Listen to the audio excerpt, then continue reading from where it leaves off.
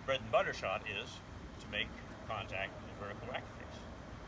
So that's number one. There's two other things that the pros do when they make contact, one of which is they have the racket rising. That fixes the problem of swinging horizontally and the ball just starting to drop and going into that. So unless the ball is like way up here or they're close to the net, a horizontal swing is going to cause the ball to go into the net or even not make it to the net. So they make ball contact with their vertical racket face rising. So they'll do this.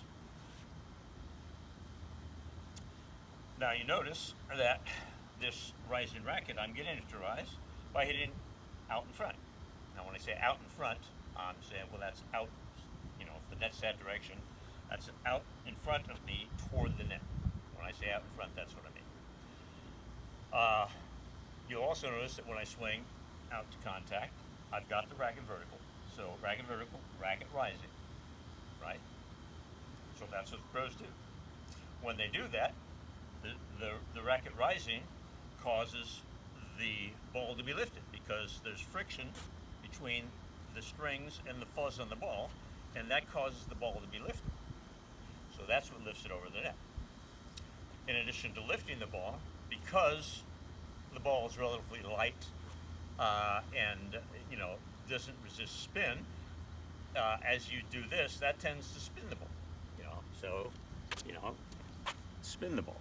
So the friction causes the ball to spin, and you notice the top of the ball is going toward the net when I do that, and they've named that topspin. The net's the important thing, you're hitting toward the net, so that's the reference. They could have said, well, there's underspin going away from the net, but they call that underspin instead of topspin. But no, topspin because the top of the ball is going toward the net.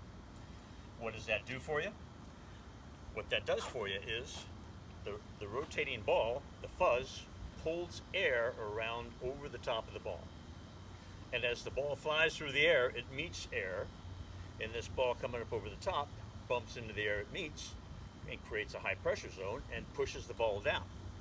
So a ball that might otherwise go long, because you've hit it hard and relatively flat with a vertical racket face, it's going to dive and land in because of that pressure above the ball.